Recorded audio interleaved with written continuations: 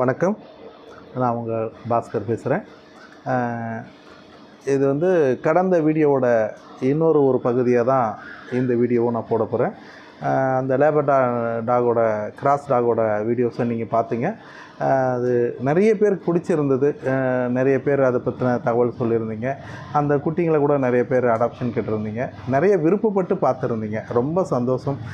அது இல்லாமல் எனக்கான உதவிகளை ஒரு சிலர் செஞ்சுருந்தீங்க. அது அவங்களுக்கு எல்லாருக்கும் நன்றி. பார்த்தவங்களுக்கு நன்றி.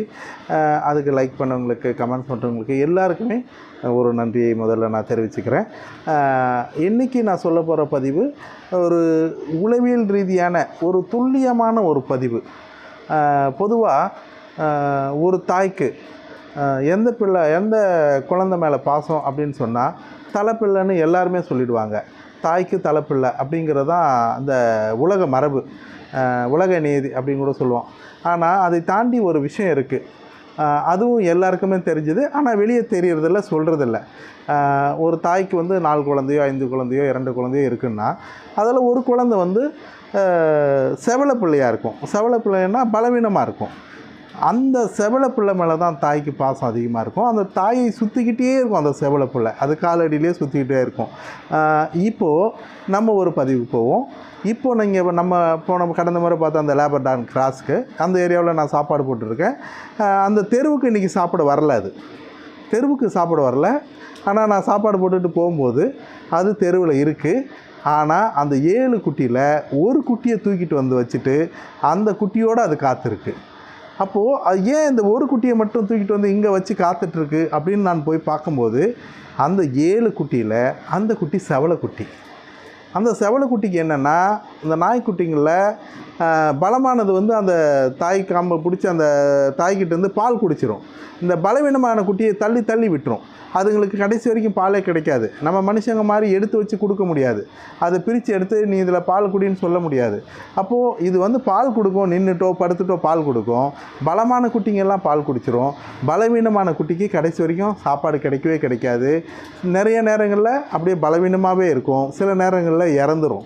இந்த மாதிரி ஒரு சூழ்நிலை அதில் 7 குட்டியில் ஒரு குட்டிக்கு இருக்கிறதுனால அந்த செவலை குட்டியை தூக்கிட்டு வந்து ரோட்டில் வச்சு, இது என்னோட செவலை குட்டி, இதுக்கு நீ தனியாக சாப்பாடு கொடு, இது பலவீனமாக இருக்குது, இதை நீ பாரு அப்படின்னு சொல்லி எனக்கு காட்டுது. உடனடியாக இதை நான் புரிஞ்சுக்கிட்டேன். ஏன் எப்படி புரியும்னா, அவங்களோட பாஷை கிட்டத்தட்ட எனக்கு தெரிஞ்சு நான் 5 வயசில் குட்டி எடுக்க ஆரம்பித்தது, தொட ஆரம்பிச்சது. இப்போ கிட்டத்தட்ட 50 வருஷமாக அவங்களோட ஒரு உறவு இருந்துக்கிட்டே இருக்குது.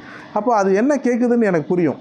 இப்போ இது செவலை குட்டி, இப்போ இதுக்கு தனியாக சாப்பாடு கொடுக்க சொல்லி இங்கே ரோட்டில் வந்து உக்காந்துட்ருக்கா காத்துட்டு அப்படின்னு சொல்லி உடனடியாக கொண்டு போயிட்டு முதல்ல அந்த செவலை குட்டிக்கு வயிறு நிறைய சாப்பாடு பால் கொடுத்தேன்.